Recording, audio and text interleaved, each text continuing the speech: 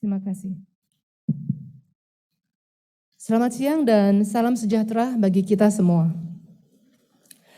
Kepada yang terhormat Bapak Ibu di Bursa Efek Indonesia dan Otoritas Jasa Keuangan, para pemegang saham PT MNC Digital Entertainment atau MSIN, Dewan Komisaris MSIN, Bapak Haritanu Sudibyo selaku Direktur Utama MSIN dan rekan-rekan Direksi MSIN, rekan-rekan Direksi MNC Group, rekan-rekan media, dan Bapak Ibu rekan-rekan sekalian yang berbahagia.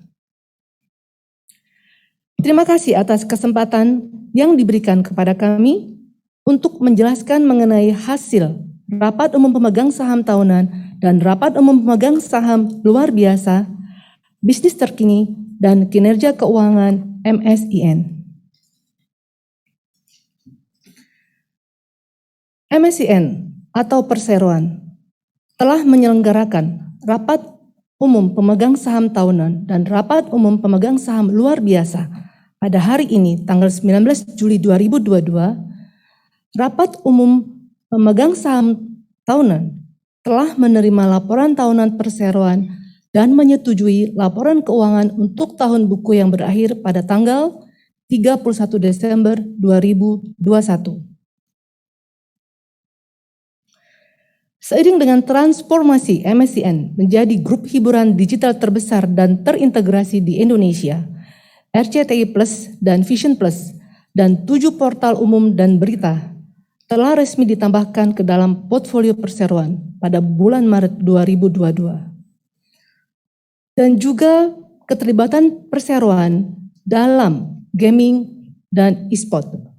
Dalam rapat umum pemegang saham tahunan telah memutuskan bahwa laba bersih Perseroan akan dibukukan sebagai laba ditahan untuk memperkuat struktur permodalan Perseroan dan pembiayaan untuk ekspansi dalam pertumbuhan Perseroan. MSIN sebagai produsen konten terbesar di Indonesia terus meningkatkan jumlah produksi konten setiap tahun dan juga secara signifikan meningkatkan kualitas kontennya, terutama pada konten produksi original untuk mendorong pertumbuhan dan konsumsi pemirsa di RCTI Plus dan di Vision Plus. Selain video dan game, MSIN memperkuat perannya dalam memproduksi dan mendistribusikan konten di seluruh portfolio bisnisnya yang mencakup audio, musik, artikel, UGC, manajemen bakat, dan kemitraan melalui platform media sosial.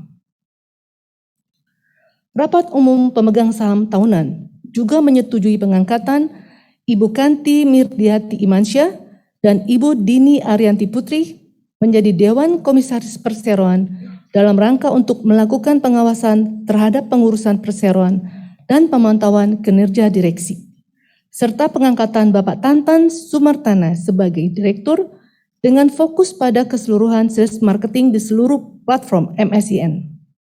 Pada akhirnya, susunan Dewan Komisaris dan Direksi MSIN adalah sebagai berikut.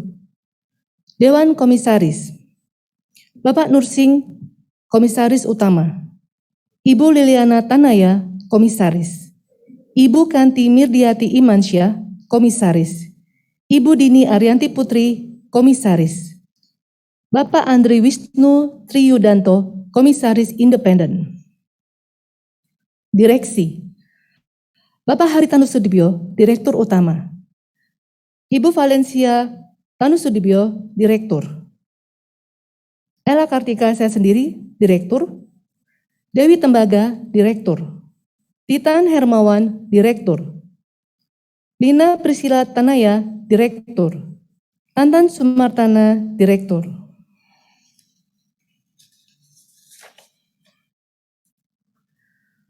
Mata acara rapat terakhir dalam Rapat Umum Pemegang Saham Tahunan menyetujui pemberian kuasa dan wewenang kepada Direksi Perseroan dengan persetujuan Dewan Komisaris untuk menunjuk kantor akuntan publik independen Perseroan yang akan mengaudit buku-buku Perseroan untuk tahun buku yang berakhir pada tanggal 31 Desember 2022 dan memberikan wewenang dan kuasa penuh kepada Direksi Perseroan untuk menetapkan honorarium serta persyaratan lainnya sehubungan dengan penunjukan dan pengangkatan akuntan publik independen tersebut. Sementara itu, mata acara rapat umum pemegang saham luar biasa untuk menyusun kembali anggaran dasar perseroan yang antara lain mengenai perubahan pasal 3 anggaran dasar perseroan untuk disesuaikan dengan ketentuan dalam peraturan pemerintah nomor 5 tahun 2021 tentang penyelenggaraan perizinan berusaha berbasis resiko telah disetujui. Untuk mata acara perseroan mengenai rencana pemecahan nilai nominal saham atau stock split, belum diambil keputusan dalam rapat umum pemegang saham luar biasa kali ini karena masih diperlukan proses audit yang merupakan persyaratan dari Bursa Efek Indonesia dan akan diusulkan kembali pada rapat umum pemegang saham luar biasa berikutnya.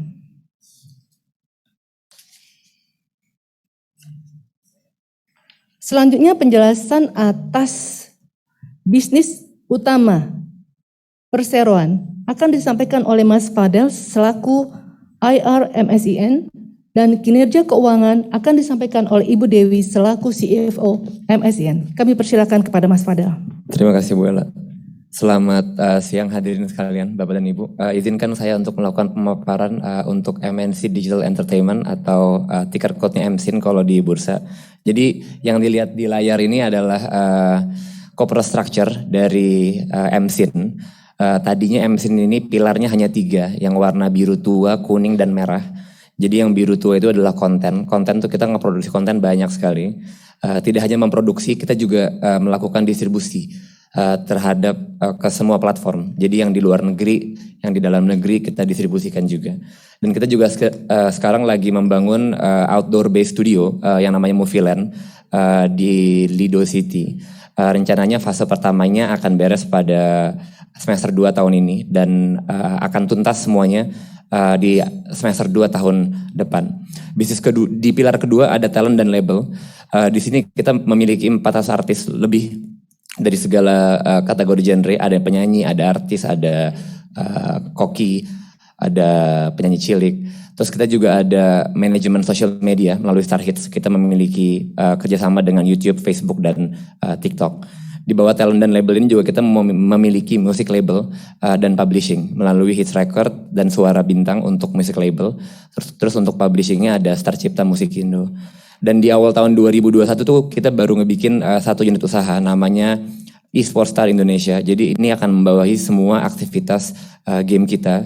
Jadi ada 4, yang pertama itu event management, yang kedua itu eSports team management, ada juga games aggregator yang ada di Vision Plus, dan yang terakhir yang paling penting ini adalah game publishing. Jadi kita akan merencanakan untuk nge-launch 2 game di tahun ini. Mungkin yang seperti tadi Pak Hari sudah sempat singgung, kita mungkin akan nge-launch game pertama kita, Fight of Legend namanya, mungkin dalam 1 atau 2 bulan ini. Terus yang terakhir di biru muda yang sebelah kanan, ini adalah platform baru yang baru kita injek ke dalam MNC Digital Entertainment, tepatnya pada tanggal 11 Maret tahun ini. Jadi RCTI Plus dari MNCN kita ambil alih, Vision Plus dari IPTV kita ambil alih, dan ketujuh portalnya ini juga Okezone, Sindo, iNews, IDX, Celebrity.id, Sportstar.id, dan Badiku kita ambil alih juga dari MNCN. Tujuannya memang untuk meningkatkan sinergi dan integrasi antara semua lini bisnis MSIN agar digital business kita lebih cepat tumbuhnya. Next please. Untuk di konten ini data tahun lalu ya, kita itu mendominasi di semua genre konten. Jadi in terms of production output di drama kita nomor 1 37%, animasi kita nomor 1 56,5%. Animasi kita itu bagus sekali karena sekarang sudah ada di 62 negara di seluruh dunia. Kita banyak kerjasama dengan Netflix, Zumo, dan juga ada Roku. Jadi konten animasi kita yang namanya Kiko itu udah ada di lebih dari 60 negara di seluruh dunia. Di reality juga kita nomor 1 in terms of production output 48%, infotainment juga 31%. Dan semenjak kita ngebangun Vision Plus untuk menjadi premium SVOD, tepatnya awal tahun 2021, kita sudah tentukan kalau misalnya butuh original content. untuk meningkatkan traffic dan engagement di dalam aplikasi Vision Plus. Makanya dari awal tahun lalu kita sudah mantapkan dan kita seriuskan untuk ngebikin original production untuk Vision Plus. Terus tahun ini juga kita rencananya akan launch 10-12 film bioskop, karena sekarang bioskop aktivitasnya sudah mulai kembali normal. Kita udah di tahun ketiga setelah pandemi ya. Jadi bioskop sudah mulai buka dan penonton juga sudah mulai berdatangan. Selanjutnya, konten-konten kita itu kita distribusikan ke banyak banget platform. Jadi kita bisa distribusikan ke FCA TV, ke Pay TV, kita bisa distribusikan juga ke aplikasi, ke web, OTT, sosmed. Karena kalau di sosmed kita pakai untuk nge-upload konten kita yang pendek-pendek. Jadi kita nggak pernah naruh full konten length di social media. Karena tujuannya kita taruh pendek-pendek di sana untuk jadi teaser atau trailer. Biar nanti orang kalau suka kontennya malah masuknya ke platform kita. Nontonnya melalui RCTI Plus atau Vision Plus. Terus yang terakhir ini Migo. Migo ini salah satu investasi kita juga tahun lalu. Gunanya untuk mempenetrasi orang-orang yang belum memiliki kemampuan untuk membeli data package yang besar, sehingga diadakan Migo ini. Jadi orang-orang tinggal datang ke warung, mereka bisa download film di dalam warung Migo ini. Terus mereka bisa download film berapa banyak pun yang mereka mau. Harganya cuma 1.000 sampai 3.000 rupiah. Setelah mereka download di warung Migo ini, mereka keluar, mereka bisa nonton konten-konten yang sudah mereka download di warung Migo. Selanjutnya. Oke, untuk IP licensing dan NFT monetization. Kalau IP licensing ini memang sudah kita lakukan dari 2-3 tahun lalu. Jadi kita banyak deal sama FMCG companies seperti Mayora, Lemonilo, Bihunku. Jadi karena ikatan cinta, sebagai contoh aja ya, ikatan cinta ini kan sangat kuat animonya di antara masyarakat. Jadi kita ada kerjasama dengan salah satu FMCG company, kita ngebutin mereka souvenir kalung ikatan cinta. Jadi setiap ada pembelian produk, mereka akan mendapatkan kalung ikatan cinta. Itu hanya sebagai contoh. Habis itu karena sekarang non-fungible token atau NFT itu sekarang sudah sangat marak di global, kita juga baru sadar kalau kita tuh memiliki konten library yang sangat besar. Karena hak dari 300.000 jam konten library yang dimiliki oleh MNC Group itu digital rights-nya ada di MSIN. Dan banyak sekali karakter, talent, dan artis yang terlahir dari konten-konten kita. Nah, kedepannya kita memiliki rencana untuk bagaimana caranya supaya kita bisa memonetisasikan objek-objek ini untuk sebagai NFT. Selanjutnya. Ini RCTI Plus. RCTI Plus itu AVOD Super App. Mungkin kalau di Indonesia satu-satunya AVOD Super App yang ada. Karena tidak ada pure Super App yang basisnya AVOD di Indonesia. Karena yang lain itu larinya semua ke subscription. Seperti Netflix, View, dan iQIYI, dan yang lain-lain. Kalau di RCTI Plus ini kenapa dibilangnya Super App? Karena kita memiliki 5 pilar. Yang pertama itu video. Video ini sebenarnya seperti extension aja dari FTA TV kita. Kita di sini ada 4 linear TV, RCTI, MNC TV, GTV, dan iNews. Linearnya semua ada di sini dan itu ada catch up feature-nya juga. Jadi orang-orang yang ketinggalan nonton, mereka bisa nonton 7 days back. Nggak hanya itu, kita ngasih juga extended content. Jadi dalam proses produksi kan pasti ada itu pengambilan kayak behind the scene, habis itu kayak ada bloopers konten sinetron kita. Nah itu kita taruh juga di sini sebagai konten tambahan untuk audiensnya RCTI Plus. Selain itu juga di sini ada fitur interaktif lain yang berhubungan dengan video, seperti misalnya kita banyak ada talent search program, voting itu semua bisa dilakukan di dalam RCTI Plus ini. Itu yang pertama. Yang kedua news aggregator. Kita memiliki 7 news portal dan top 20, top 30 articles dari setiap harinya akan kita upload ke dalam News Plus ini yang ada di dalam RCTI Plus. Jadi dia sifatnya bukan seperti portal pada umumnya yang beritanya banyak sekali. Yang kita taruh di sini hanya berita-berita yang hits saja, yang hits pada hari itu. Ya, ketiga ada audio. Audio Plus ini sebenarnya awalnya Radio Plus, tapi sudah kita ganti menjadi Audio Plus. Kenapa? Karena ternyata yang laku itu ini audiobook sama audio series. Karena IP kita tuh sangat kuat ya, kita punya banyak banget IP kayak Ikatan Cinta, ada Tukang Ojek Pengkolan, Dunia Terbalik. Nah, kenapa audiobook dan audio series ini terkenal? Karena konten-konten ini sudah dikenal sama masyarakat. Jadi begitu kita ngebuat konten audio yang berhubungan dengan IP kita, ini ternyata sangat populer di kalangan masyarakat. Itu yang pertama. Terus yang kedua juga kita memiliki agregator radio di sini. Jadi kita ada 2000 radio lebih internasional dan lokal. Jadi orang-orang kalau misalnya mau ngedengerin Prambors atau ngedengerin Sindo Trijaya bisa di Audio Plus ini. Yang keempat UGC Competition atau yang namanya Hot Plus. Ini sebenarnya konsepnya sama seperti TikTok. Jadi orang itu ngepost short clip, tapi bedanya kalau TikTok itu orang cuma ngepost aja, kalau ini kita kompetisiin. Jadi di setiap periode, misalnya di kuartal 1, itu ada kompetisi menyanyi, kompetisi masak, kompetisi bersepeda, jadi kita kompetisiin. Nah, ada terobosan baru yang akan kita lakukan di Hot Plus adalah kita akan ngebuat talent search pertama yang berbasis yang awalnya tayang di RCTI Plus ini. Ini belum pernah terjadi di mana-mana karena kita kan banyak banget ngebuat talent search program di TV kayak Indonesian Idol, The Voice, MasterChef. Nah nanti akan kita buatkan khusus talent search untuk RCTI Plus ini untuk meningkatkan trafficnya. Karena talent search itu salah satu genre program yang paling diminati oleh masyarakat. Dari keempat pilar ini, monthly active usernya RCTI Plus itu sudah mencapai 65 juta per Juni 2022. Kenapa saya bilang dari 4 pilar? Karena yang kelima, treble, ini tuh sebenarnya baru masuk di kuartal 2 tahun ini. Treble ini music streaming sama seperti Spotify, tapi bedanya kalau Spotify itu berbayar, kalau treble itu kita tidak berbayar. Orang connect ke internet, ke wifi gitu, misalnya kayak kita ke kantor, connect ke wifi, kita bisa download sebanyak musik sebanyak-banyaknya yang kita mau. Nanti kalau musiknya sudah ke download, nanti kita kalau keluar tanpa internet pun kita bisa mengakses ke musik itu. Nah tapi dapat duitnya dari mana kalau misalnya nggak bayar? Dapat duitnya dari iklan. Setiap kita nge-download nanti akan ada iklan 5-10 detik yang harus kita tonton dulu sebelum musiknya masuk ke library kita. Nah kedepannya Treble ini akan menjadi katalis untuk RCTI Plus. Karena music content itu adalah konten yang paling diminati. Kalau dilihat di YouTube aja,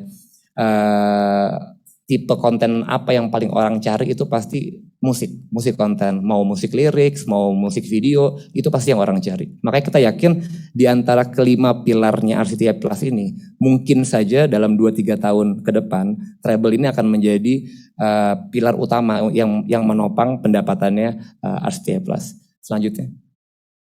Ini tadi saya sudah singgung mengenai Treble, selanjutnya.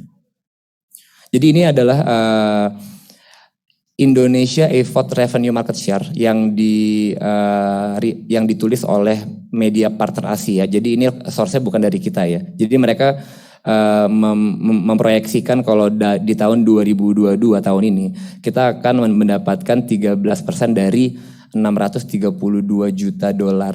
632 juta dolar itu sekitar 1 triliun berarti. 10 triliun. Ya 10 triliun. Berarti kita sekitar 1,2 atau 1,3 triliun pendapatan RCTI Plus tahun ini. Dan di tahun 2024 kalau dilihat kita 18%. Jadi kalau dilihat yang warna biru di bawahnya merah itu 20% itu adalah sebenarnya TikTok dan Facebook. Jadi dalam 2 tahun pendapatannya RCTI Plus itu bisa hampir menyamai platform yang sudah lama ada, TikTok dan Facebook. Selanjutnya. Kalau tadi RCTI Plus itu super app yang basisnya iklan, kalau Vision Plus ini basisnya pelanggan. Jadi orang-orang tuh harus bayar untuk mendapatkan akses ke konten-konten yang ada di dalamnya Vision Plus. Vision Plus pada saat ini sudah memiliki 2,2 juta subscribers dan memiliki hampir 50 juta monthly active user. Registered usernya juga lumayan, ada 8,6 juta. Registered user ini penting karena kita sudah punya akunnya mereka, kita punya mobile number mereka, kita punya email mereka. Jadi suatu saat kalau kita mau melakukan marketing push, kita bisa melakukan ke 8,6 juta orang ini. Selanjutnya. Konten-kontennya ada apa aja di dalam Vision Plus? Yang pertama karena ini tadinya dari IPTV yang media berbasis pelanggan yang ada PayTV, MNC Vision, K-Vision dan MNC Play, makanya kita juga extend rights untuk linear channels-nya ke dalam Vision Plus. Jadi di dalam Vision Plus itu ada 110 lebih linear channels, baik itu lokal maupun channel asing. Ini nggak ada di platform lain.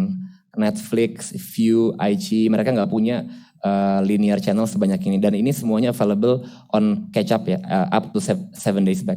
Terus Di dalamnya juga ada VOD konten, VOD 18.000 jam lebih. Ini mayoritas adalah lokal konten karena kita tahu orang Indonesia itu sukanya lokal konten. Dan ini eksklusif, hanya ada di Vision Plus. Dari 300.000 jam konten yang dimiliki oleh MSIN, 18.000 yang terbaik kita taruh di Vision Plus. Yang terakhir original production. Jadi kalau original production ini penting, kenapa? Karena orang tuh butuh sesuatu yang baru. Jadi setiap bulan itu kita nge-produce 10 sampai 20 episode setiap bulan konsisten, dan harapannya ke depannya ini akan mengundang banyak orang untuk masuk ke dalam Vision Plus selanjutnya.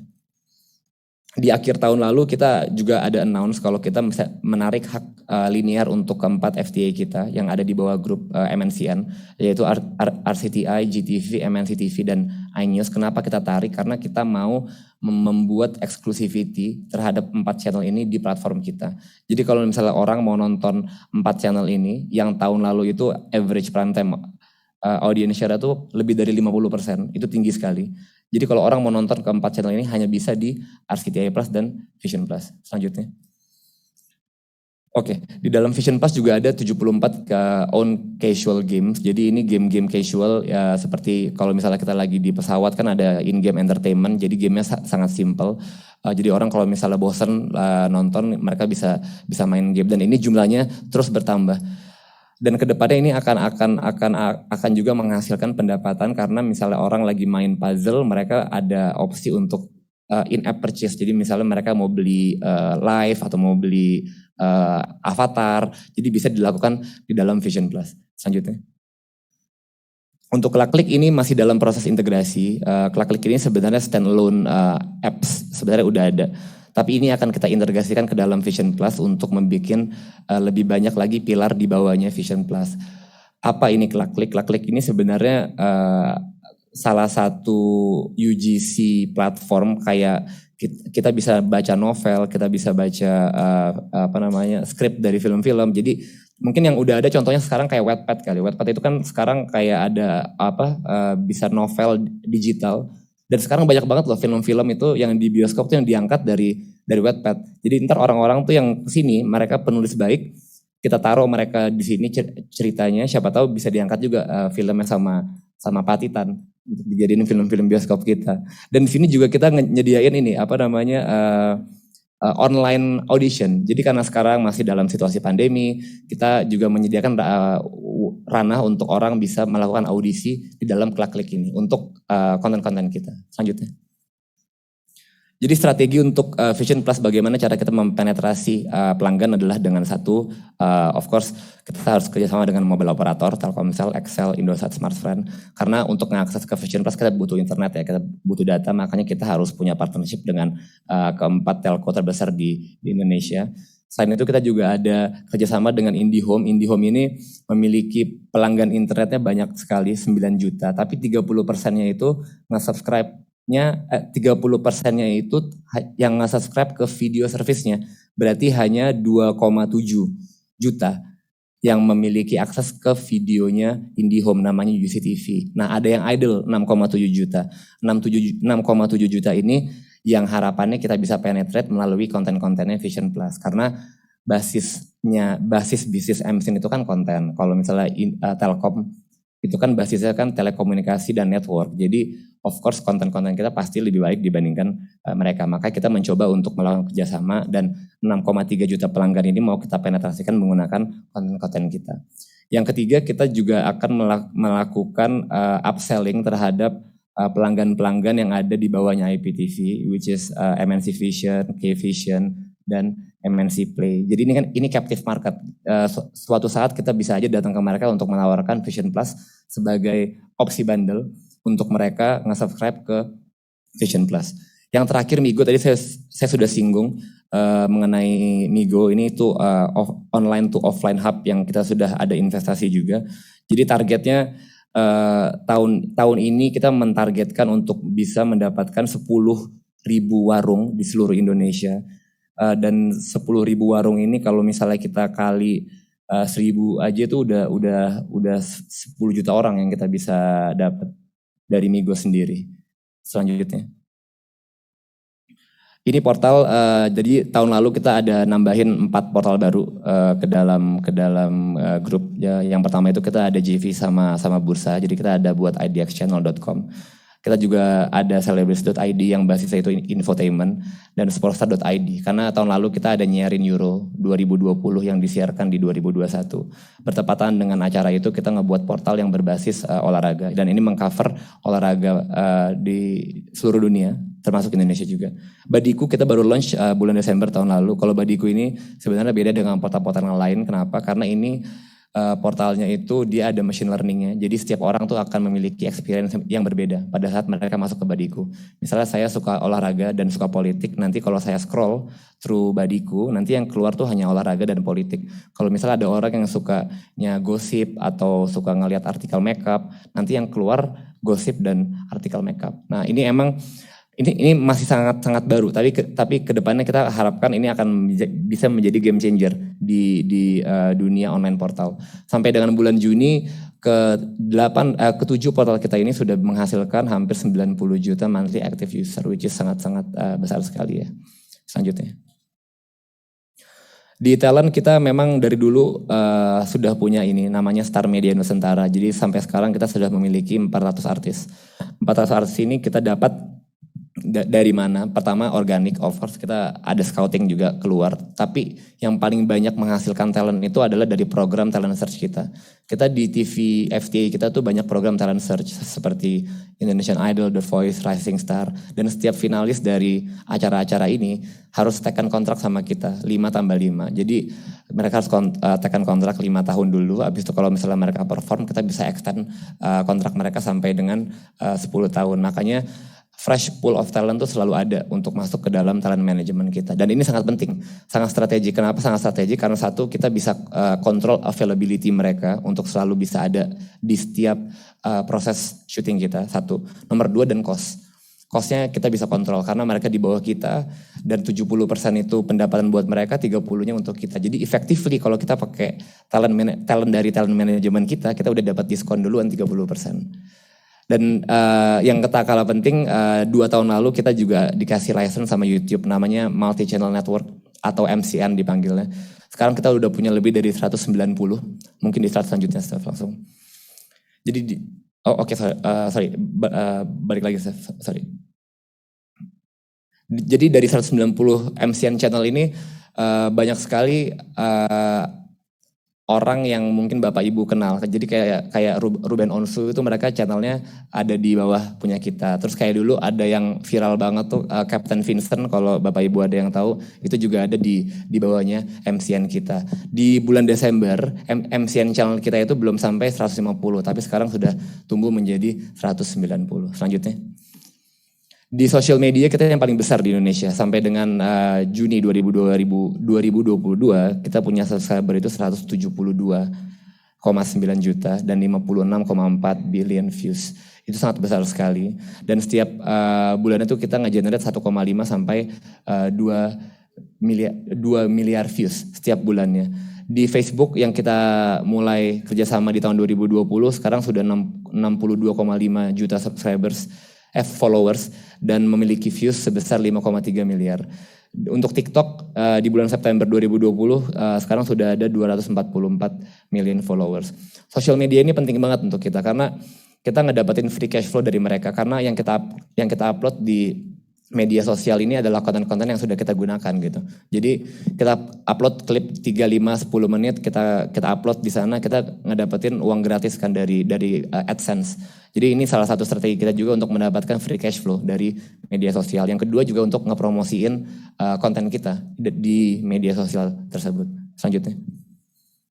Ini adalah contoh bagaimana cara kita mendapatkan pendapatan dari social media. Yang pertama itu adalah dari library kita, karena kita punya banyak banget library, ada 300.000 lebih.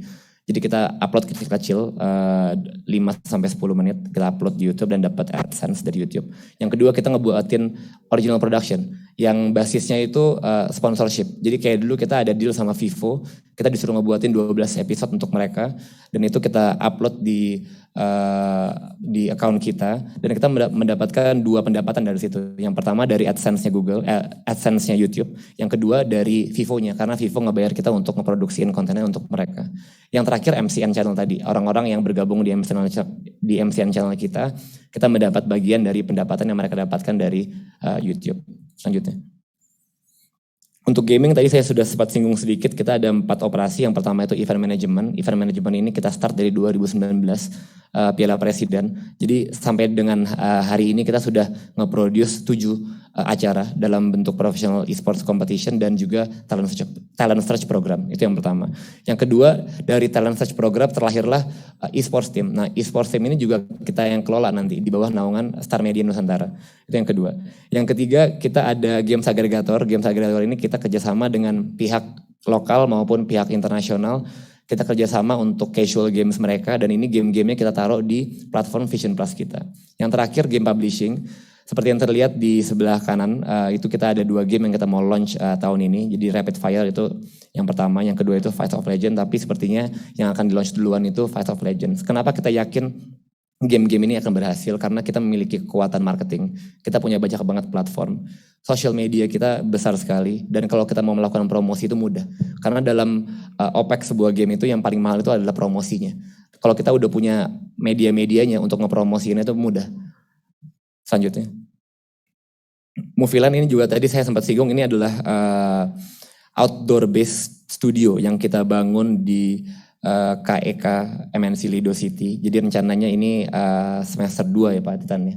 Akan selesai setengah dan tahun depan akan tuntas. Jadi semua nanti aktivitas produksi kita yang tadinya mencar-mencar yang di Bekasi, di Tangerang, di Cilegon, semuanya kita pindahin ke sini. Karena sekarang drama kita kan pecah-pecah tuh lokasi syutingnya. Nanti akan pindah semuanya ke sini. Dan kita bangun banyak banget fasad dan backlot gitu. Jadi banyak ada rumah mewah, ada stasiun bus, ada airport, dan ini fasad ya. Jadi satu bangunan itu ada 4 muka. Jadi bisa berubah-ubah. Dan ini kedepannya akan bagus sekali ini. Ini nanti kedepannya akan bisa mungkin nggak langsung ya, tapi 2-3 tahun lagi overhead cost kita nanti untuk konten per jamnya akan turun karena dengan adanya ini. Karena yang tadinya misalnya 1 sinetron butuh 10 orang, 3 sinetron berarti butuh 30 orang. Tapi kalau kita pool di satu lokasi, mungkin gak butuh 30 orang jadinya untuk buat 3 sinetron. Mungkin butuh 20 orang. Jadi ada efisiensi 10 orang dengan kita mengintegrasikan syutingnya di satu lokasi. Selanjutnya. Untuk bagian financial, saya serahkan ke Ibu Dewi. Terima kasih.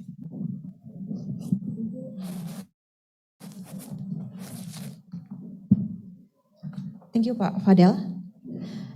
Berikut saya akan paparkan laporan keuangan untuk periode kuartal 1 2022 PT MNC Digital Entertainment Tbk dibandingkan dengan kuartal 1 tahun 2021. Yang perlu saya tekankan di sini, saya mau menjelaskan kalau kuartal 1 2022 ini kita sudah mengkonsolidasikan 3 PT yang baru kita akuisisi pada saat RUPS 11 Maret 2022 kemarin. Jadi kita lihat secara revenue konsolidasi pendapatan naik sebesar 90% dari 486 miliar kuartal 1 tahun 2021 naik menjadi 923 miliar.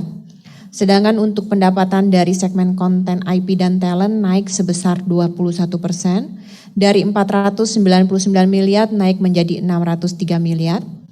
Untuk pendapatan digital naik sebesar 291%, dari 93,2 miliar menjadi 360 miliar. Untuk RCTI Plus dan portal kita masukkan di segmentasi pendapatan digital ini sehingga kita lihat kenaikannya sangat signifikan sebesar 291%. Sedangkan subscription ini merupakan pendapatan dari OTT yang baru kita akuisisi kemarin. Jadi tahun lalu belum ada, di kuartal 1 ini ada dan membukukan pendapatan sebesar 123 M. Sedangkan untuk e-sport sebesar 5 M. Untuk direct cost naik sebesar 72%, sehingga gross profit kita lihat naik sebesar 137% dari 138 miliar menjadi 327 miliar. EBITDA naik sebesar 119% dari 113 miliar menjadi 248 miliar. Dan laba bersih perseroan naik sebesar 83% dari 76 miliar menjadi 139 miliar pada kuartal 1 2022. Kami optimis ke depannya kinerja MSIN akan jauh lebih baik lagi melihat potensi market yang sangat besar di Indonesia dan manajemen sudah banyak merancang strategi untuk lebih jauh lagi meningkatkan performa di semua lini bisnis perseroan antara lain di bisnis konten dan IP, aset digital, talent management, label musik, media sosial, dan games. Demikian paparan kinerja laporan keuangan PT MNC Studios International TBK atau yang sudah menjadi PT MNC Digital Entertainment TBK untuk kuartal 1 2022 apabila dibandingkan dengan kuartal 1 2021. Terima kasih.